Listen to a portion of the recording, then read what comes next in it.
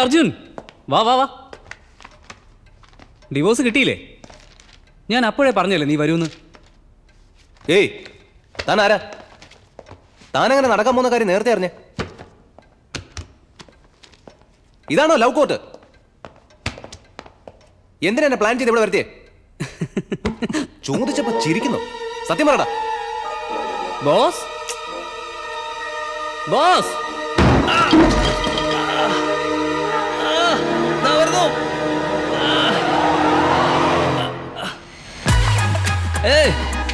Hi Arjun, എന്താ പറയുന്നു? കോർട്ടിലെ കാര്യങ്ങളൊക്കെ എന്തായി?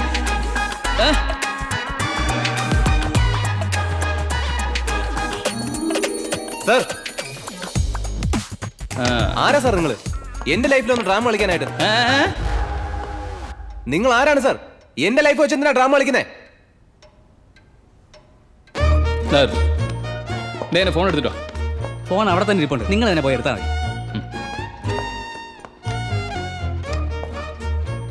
ആ ചെയർ എടുത്ത് ഇവിടെ വന്നിരിക്കും. എന്തിന് ഇരിക്കും, പറയാം.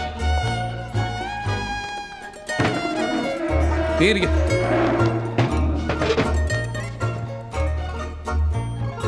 റിലാക്സ്. റിലാക്സോ? നിങ്ങൾ ആരാ? ഇത് ഏതാ സ്ഥലം എന്നറിയാൻ ടെൻഷൻ അടിച്ചിരിക്കുക.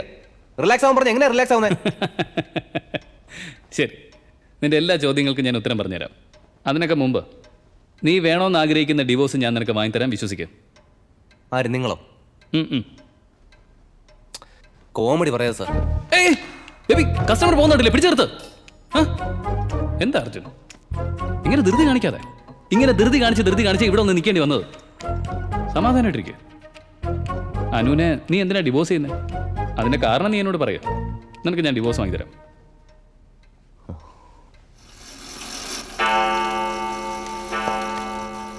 ടൈമിനെ കുറിച്ചൊന്നും ചിന്തിക്കേണ്ട അർജുൻ. ടൈം എന്നൊരു സംഭവമേ ഇല്ല. അഥവാ ഉണ്ടെങ്കിലും നിന്റെ കേസ് 3 മണിക്ക് മുമ്പേ ബോസ് തീർത്തു തരും. അർജുൻ മാരിമുത്ത്, അനു പോൾരാജ്. ലവ് മാരേജാ? മാരേജിന് ശേഷം ലവാ? എന്താ?